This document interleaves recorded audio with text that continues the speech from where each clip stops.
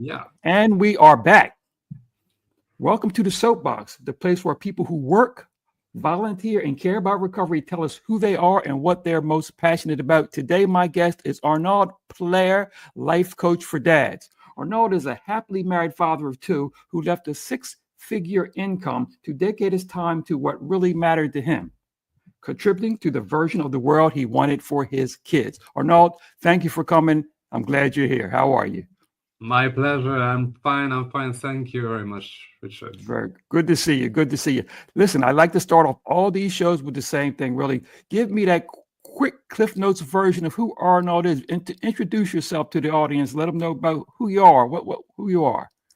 Yeah. So as you introduced, I'm a life coach for that. But really, who I am, I always say I'm happily married, father of two, and I'm truly dedicate my time to both at work and my personal life to embody that version of the world that I want for my kids. We all have, that version of the world. We all have statements such as, "Oh, the world should be like this or like that," and I just do things that align with that. This is who I am, trying to embody the change I want for the world.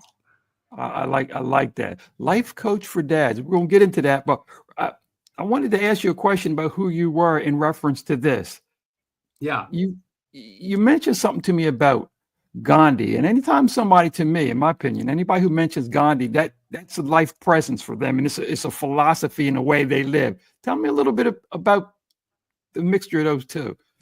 Yeah, absolutely. Well, you may know that I'm Indian born, so I live in Spain. I'm in Europe, but I was born in India, and I don't know if it's for those roots or not, but I feel quite connected to that statement, right? Be the change you want to see in the world, which is precisely what Gandhi did back then. And I think this is really powerful. This is not something you want to look up to or something you want to admire, but it's something you want to do at your scale. It's not that you want to get rid of all possessions and just as Gandhi did, you don't have to go as extreme, but there are tiny things you want to do to embody that version that you want for the world, slight changes. And for dads, it's very important because dads want the best for their kids, right? They want the best for their sons and daughters. And it's not always about what we think it is. It's not always about money. It's not always about safety. We're going to talk about this today, right? And it's about helping them making the choices that feel right. And if you want them to do that, you want to embody that, you want to do that, you want to lead by example, which is what Gandhi did, actually. So, yeah, I truly feel inspired by Gandhi and what he did. Mm-hmm. And is that where the meditation is related to? Yeah, I also discovered meditation in India. It was in 2012. It was not related to Gandhi. I always say I accidentally bumped into meditation. I didn't know where I went into when I discovered it. It was Vipassana. It's like 10 days straight. You meditate from 4:30 a.m. to 9 p.m. So it's long hours of meditation, sitting, you can't talk and everything. I didn't know what it was. Somebody told me, you could do Vipassana and you can't talk to anyone 10 days in a row. And I thought, I like talking, so that's going to be kind of a challenge. I like challenges as well. Let's do that. And then after 20 minutes, I thought, oh my God, I hate that. That's horrible. That's horrible. I can't move. I can't talk. I can't do anything. Just observe my breath. That's terrible. I don't want to do that. But you signed a paper saying that when you start, you got to finish the thing. So I just went through the 10 days. And of course, it reveals very deep layers of yourself, things that you can't really experience in 1 day or 1 hour. But you get to tap into yourself quite deeply, and it exposes something that the true nature of life. I would say it's real. It is within ourselves. You just want to know how to tap into that. So this is how my meditation journey started accidentally, and I kept it in my day-to-day life since then. Okay, I thought that was very interesting, and I just wanted to ask you about that and get your opinion. Let's hear you talk on that for a little bit. Before we go on, Yeah. housekeeping. Show notes section is very important to this show. Okay. Okay. So hey, you can get all the information about Arnaud, including his contact information and current and future projects. Okay, in this show notes section, and some more of his thoughts, hopefully. And also, there's information for the parents and mentors of young adults between the ages of 7 to 24 for a non-clinical process that works with any other intervention that you're using currently. And we also have more information for practitioners who want to combine this service with their service. Okay, so Arnaud, it's time for you to step up on the soapbox. Okay, you're going to get All up right. here and we're going to talk. We're going to talk your talk. Okay, and the first thing I want to serve up to you is this. Tell me about the 3 mistakes you think dads are making in reference to providing for their children. Oh yeah. How do you see that? Yeah, there are common mistakes indeed. So, and the 3 most common mistakes I see, the first one is that, and it's subconscious. Okay, it's subconscious. It's not that dads do that consciously, but they kind of don't walk the path they want their kids to walk or to go through. What do I mean by that? Dads want the best for their kids, of course, and they do things like I often see dads who they can have multiple jobs, and they really try to find solutions to provide for their kids so that they don't have to do the things that they do right now, so that their kids don't have to go through what they're going through. But the problem by doing that is that you embody a way of doing, a way of being that you transfer onto your kids. So you got to transition out of that, which is why actually you probably notice that patterns repeat themselves from generation to another one to another. Why is that? It's because kids don't, you can tell a kid 1,000 times, don't do that, don't do that. It's a bit like smoking. You smoke and you tell your kids, don't smoke, it's really bad, don't do it. Okay, I tell you, you should not smoke. Okay, and you're there smoking your cigarette. What's gonna happen 20 years after is your kids are probably gonna smoke or try to smoke. Okay, so this is what happens with everything we do. We have a behavior as dads that our kids are watching. They're like Big Brother. They're constantly watching us. We are role models. And if we do things or jobs, if we have a way of nurturing our kids that is based on stress so that they can avoid this stressful situations, it's a bit game over. It's nonsense, because our kids will learn that, that's the way to do. That's the way to do. That's the path I have. And my father can tell me, I'm doing that so that you don't have to do this, but it won't work. Your kids are always looking at the behavior. So we want to be careful about that, because it would be a huge mistake to live a life in a way that we don't want our kids to replicate. Right. That's not working. And then the second mistake I would see is prioritizing safety over confidence. So we think of safety, and safety is it's not about, of course we want safety for our kids, but we relate it to money, right? So the more we have, the more we possess, the safer are the kids. So it can start with a bit of money, a bit more, and then a house, and then maybe a big mansion, and then a mansion with walls, and then a mansion with walls and protections and some guards and so on. But somehow, someday, the guards can get ill, you can lose the power, there can be a power cut, and then you're there in your mansions and there's no safety anymore. And the wilderness can come into your house. So how can you really provide safety to your kids? It's the ability. It's about the skills. So it's about... Sorry, but phone call here. It's about the ability to live, actually, in a world that's constantly changing. So you want to build that confidence in your kids, not provide safety. You don't want to give them that fish. You want to teach them how to fish. Okay, I like that. That's basically that. And how can they fish in a world that's constantly changing? You want to build that resilience, that equanimity, and the fact that they can trust the process of life and keep taking action on what is important to them. Now, And then the first was, usually I see that dads don't walk the path they want their kids to walk. Second, they have a misconception about safety. Actually, that's a mistake. And third, they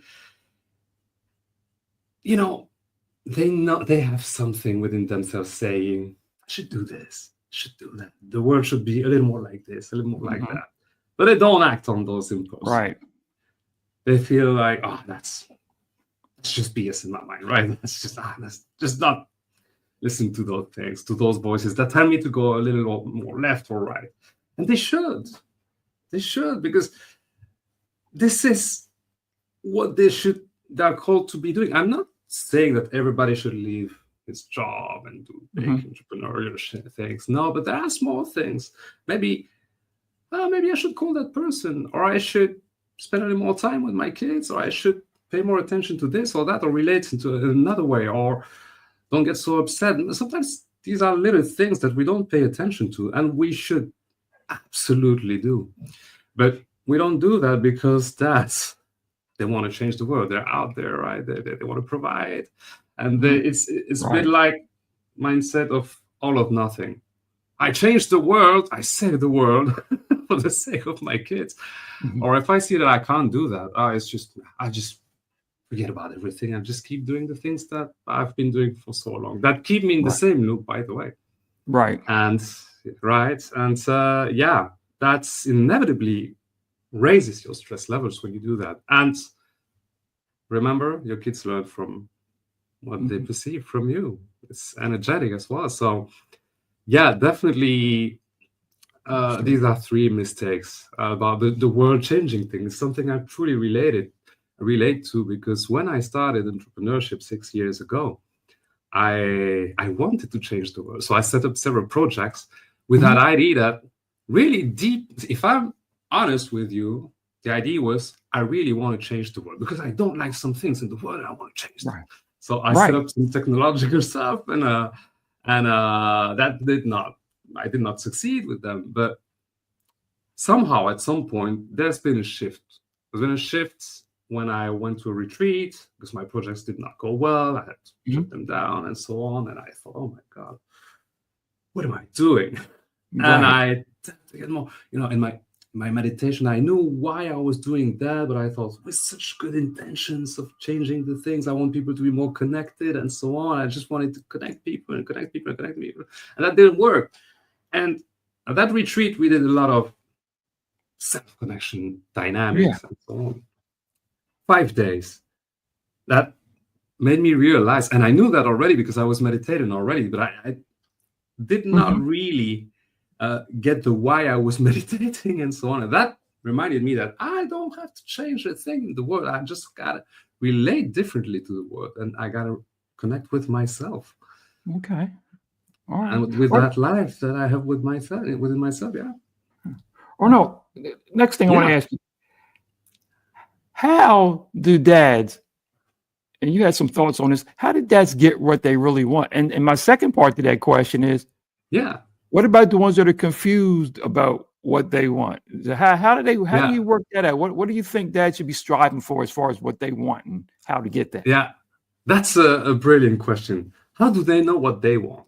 And that's really tricky because we are in at a moment in our evolution where there are some massive changes and they happen really fast. And we can see now the technological, for example, evolution, the AI, right? It's moving so fast. The rules are being changed, right? So how do we know what we want? Because we see one thing, then we want another. And it seems that as soon as we get something, as soon as we get this new car, new apartment, this new home, this new job, we want something else, right? And it's kind of an endless chase, right? So how do we know what we want? And this is where we absolutely want to shift our perception of life, which is the biggest misconception I see. And it's time to do that. It's absolutely time to do that now. It's urgent if we want our kids to raise our kids more consciously in the future. Why?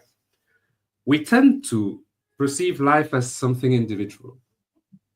Your life is Richard's life, is Arnaud's life, is our neighbor's life, and each one has his life. And that's it. Now it's your life. There's even a song from Bon Jovi, right? It's my life. That's right. But it's not. Life is life. Life is life. It's been happening for over 15 billion years since Big Bang, right? I don't know what happened, but yeah, over 15 years of evolution of life itself. Life that manifests through us. We are alive. Fun fact. Did you know? So I will ask you a question, Richard. Mm-hmm. So do you know that most of what we are, the matter that we perceive in a body, is empty space? So we are particle vibrating, and yes, between those particles is empty space, right? Mm-hmm. If we were to take the matter, so the real matter of all human beings, 8 billion human beings that we are on Earth, we just take the matter. So we get rid of all the empty space and we take the matter. What would it fit? What is the container? Would it be a country? I don't know that. I don't know. You want to know?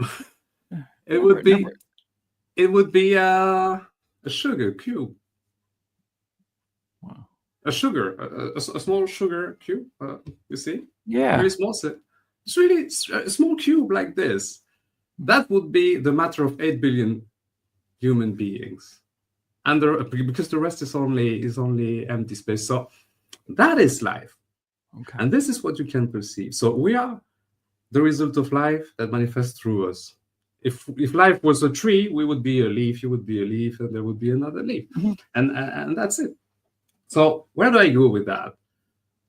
We want to make life-based decisions. And you can't go wrong by doing that.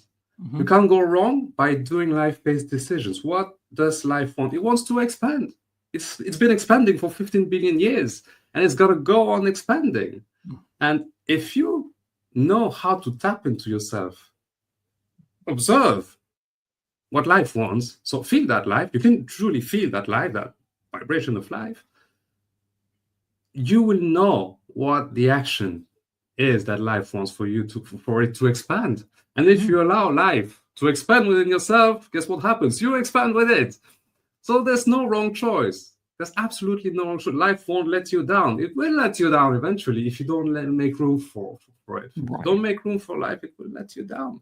And this is where our stress levels go high. We got panic, we got anxiety, we don't know what's happening with our lives because we don't make room for that life. So we want to shift from my life, hold on to my life, what I want and what I intellectually want, to this is life. I'm just a channel for it, and I'm just going to trust it. I'm just going to tap into myself, know what it wants, and let it expand. I'll expand with it, and that's it. And that's the best gift you could give yourself, of course, and your kids. Okay.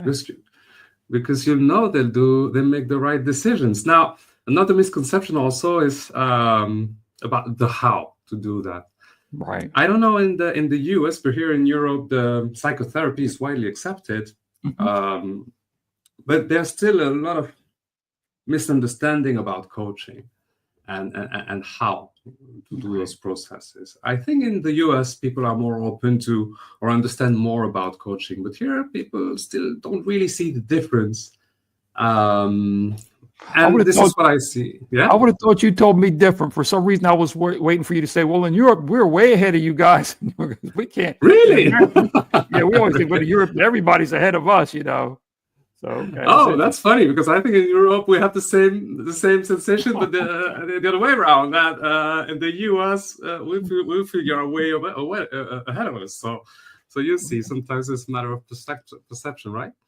But here, yeah, talking about coaching and therapy, I mean, there's still a big misconception there, and at least here people would not really understand. But for example, I had a process with someone, a short process. We had a few sessions with someone here, and he was really, really happy with the process. He wanted to deal with anger, and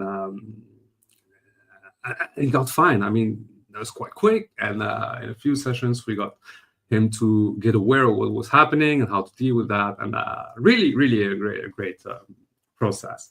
And somehow in coaching, that evolution, I would say, is ever evolving. You never stop learning and evolving and getting better at what you want. That person comes to me in the last session and last or as a session says, "Thank you so much. I can't be grateful enough. Now I know I can hire a therapist, a psychotherapist." And I thought to myself was, it's okay, it's fine. I said, okay, good. But I myself thought, why? Why would you drop something that's working? I'm not saying a therapy would not work, or you can combine both, but why one or another? Because a therapy is indeed something to release trauma, and coaching something to make you move forward, right? Exactly. So,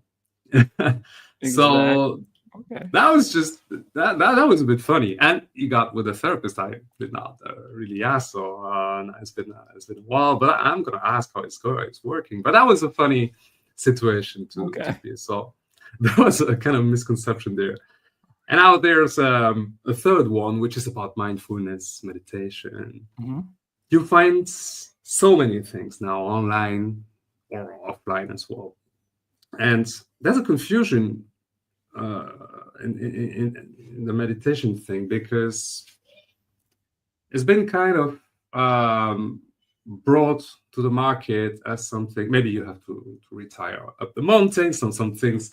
Some would think, oh yeah, there's some. You gotta live like a monk and so on. You can't do that in your daily life. So, or you retire up the mountain, or you have to go to a 5-day retreat, or you have to be alone in the woods, or you have to meditate 1 hour in the morning alone. Mm-hmm. I don't have time for that. Or worse, I need some audios. I need some YouTube meditations and so on. No, you don't need that. You just want to tap into yourself. You don't need any audios. I never use audios. Don't recommend using audios, to be fair, because you want to be able to tap into yourself, and you can do that walking, talking, eating, walking the dog, working. We can do that right now by talking and having this conversation. So It is an attitude. It is a way of being that helps you make life-based decisions on one hand, and then sustain them in time, which is walk with equanimity, with neutrality, even when things get complicated, right? So this is where I see the misconceptions. It's not something to relax. It's not something even to feel good sometimes, because sometimes you feel really bad. You just accept it. You just accept it, the pain, but you don't suffer. Right? Right. Which is huge. I got a question for you. Someone will watch this interview. When you talk about working with the fathers, is there any special age group of the children of the fathers you prefer, or you think work best with? I mean, for example, you want your kids to watch you. So in my mind, I'm thinking, okay, well, I'm talking about a 3 to 6 year old or something like that watching me.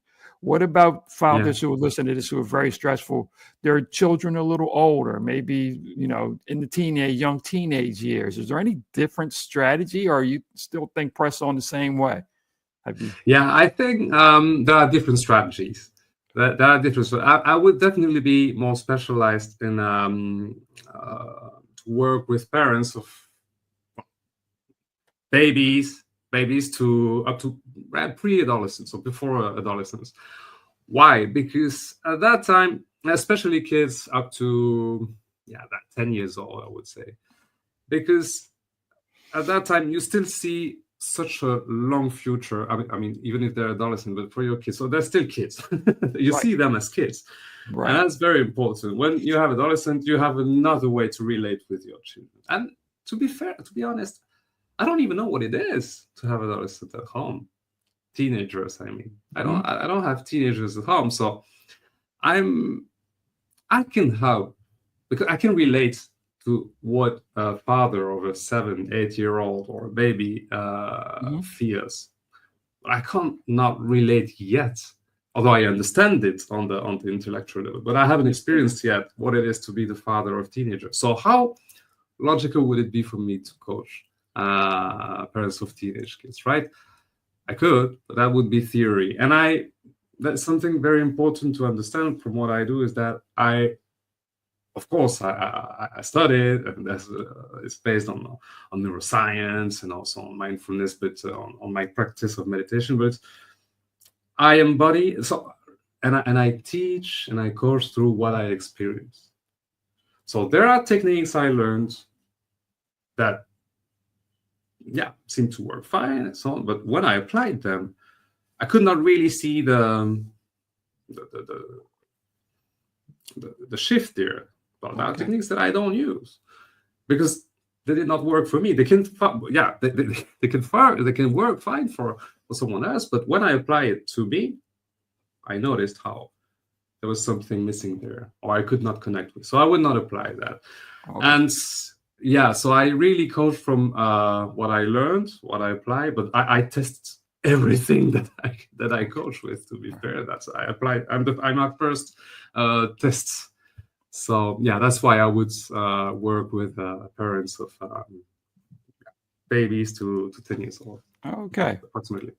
All right, listen, one more break here. Let's talk about this. The show notes section. I want to remind everybody, this is very important because I'm going to have Arnaud put some of his qualifications and maybe let you know he's got a lot of talents here that he can bring to the table here. We're not going to get through all of them today, but he's got a lot of talents for you fathers or anyone else looking who think that this would be good for them. So the show notes section, you can get all the information about Arnaud, including his contact information, his current and future projects, which we're getting ready to talk about right now, and his thoughts about the recovery process, and also information for the parents and mentors of young adults between the ages of 17 and 24. So we got the older kids, here, non-clinical process that works along with any other invention. Now, you said something earlier I thought was very important: therapy, coaching. Yeah. A lot of, picking one. I agree. I think together, therapy about healing trauma and coaching about moving forward. I agree with you 200%, 200% on that. Oh no, I want to talk to you and get you to talk to me about your coaching, and some of the projects that you have going here. Tell me about what you offer. Yeah, I do. Thanks for asking. So I do offer, it's a 12 week long process generally that I work with.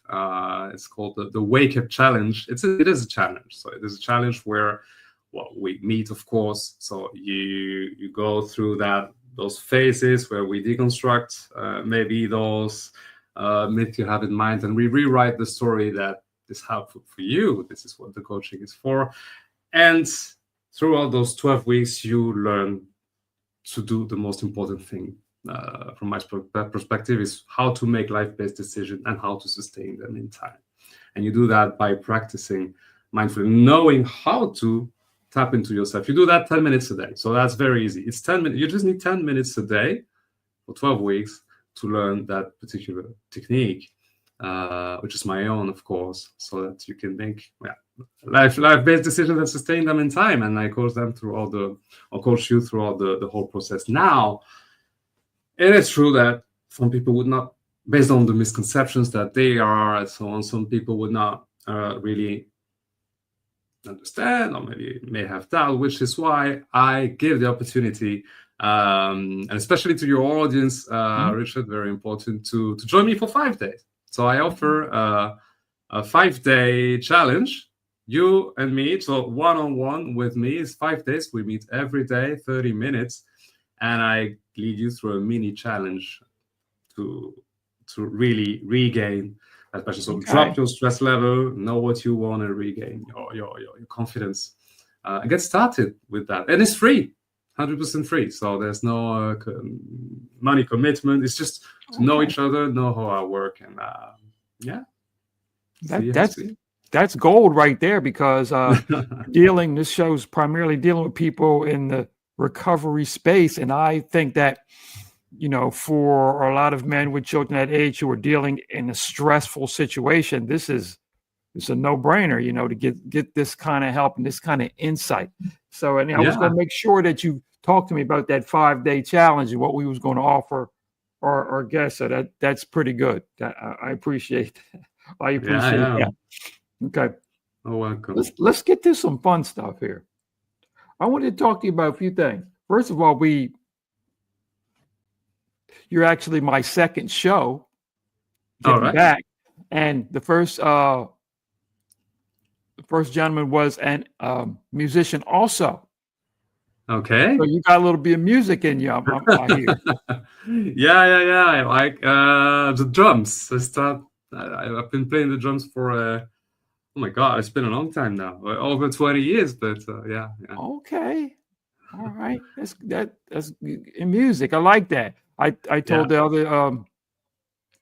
other gentleman, I said, listen, I'm just a wannabe. I admire people to play music. I'm the guy who has the guitar and the bass guitar in the room sitting looking at me, to be just because, and he goes through his scales every 3 months, he goes through scales again. That's me, so I admire that kind of thing, Listen, Well, tell at me, least, yeah. I see that you're very adventurous and outdoor inclined. What's that about? Have you always been that way? What do you mean? What was that? Well, I saw you on a bike. Look like you're on a bike, or you're on the side of a mountain where you're climbing. What were you doing? Like you're at home outside. No. That was a funny thing. Now I talked about once. You probably mean a reel or something you may have seen. Yeah. Yeah, that was me talking about Everest. So, it's a story of not taking yourself too seriously. That's very important also in my way of being. Okay. By the way, I have these boys, telling me for years now, I want to climb Everest. I really have that sensation that I would like to climb Mount Everest, which is a crazy thing to do, right? I'm afraid of heights. I never climbed, really, so I have it's against all odds. I mean, I wouldn't really want to do that in the same world, right? But I still have this voice telling me I want to climb Mount Everest. So somehow I made a reel about that, and I was on the top of a small mountain. Yeah, when I saw it, I said, "Oh, he looked like he's getting something done over there." Yeah. Yeah, but the mountain was like 1 meter high. So that was the end of the video, saying, okay, you got to start with something. But I was just made a message of saying, okay, you can set your goals, but somehow you got to know also which goals are important to you. I can have those voices, but do I want to listen to them? I just decided to make fun of that and say, that's great. Let's start with something. It's 1 meter high. It's a summit for me. And but let's not take ourselves too seriously. And the last thing, are you? I heard you mention something else, which I was curious about. Is listen to these things, race car fan. Oh yeah. Formula One. Okay. I'm a big fan, but I'm not a fan of any driver. So it's not about the drivers and the competition. What I truly admire in that sport is the growth mindset. So how they constantly doing things better and better and better. I mean, on one lap, the difference between the first and the last one might be 0.2 of a second, which is a blink of an eye, right? Right. So it's impressive to see the level of commitment and precision in all what they do, and also the fact that they're so consistent at everything. I learn a lot, and I'm truly inspired by this. Although I know some may say that they're polluting and so on, but they're also looking for solutions to lower the contamination, and it serves the rest of the world and the industry. So it's not a bad thing. It depends on how you see that. But regarding that sport, it's something, I truly admire that mindset that they have. I learn a lot from that. That's good. Excellent. Thank you for sharing that for me. Listen, again, everybody, want to remind everybody, the show notes section is going to be very important for this show. You can get all the information about Arnaud, including his contact information, how to access the program, think about that 5-day challenge, and his other thoughts about the recovery process. If he has something to offer us, that would be great. Also, remember, if you're the parent or a mentor of a young adult between the ages of 24, we have a non-clinical process that we'd like to introduce to you that works along with any other intervention you might be using now, and also for practitioners, therapists, and counselors look to us and we can partner together. Arnaud, we're going to have this show, let everybody know. I know for a fact that it's going to be on the on the YouTube channel, Second Starts, that's the number 2, NDSTARTS.com, and parentingyourchildinrecovery.com, so that it will be there. You see in the show notes, we'll show you that too. And also, we'll put it on the LinkedIn page. We're going to put it on the Facebook page. So we'll put it all around, and hopefully we get this thing spread around and everybody gets a chance to soak up some of that knowledge, and especially some of these young fathers who this would be a great time with the young kids to start your life off and improve your stress levels. And that just triples, I imagine, triple the benefit for your child. As you know, from whatever you get, you can give back triple to your child. So I love the concept. I like the way you think about it. Arnaud, in closing, I want to thank you again for coming on with me. Thank you. Getting up on the soapbox and letting us know who you are, what you do.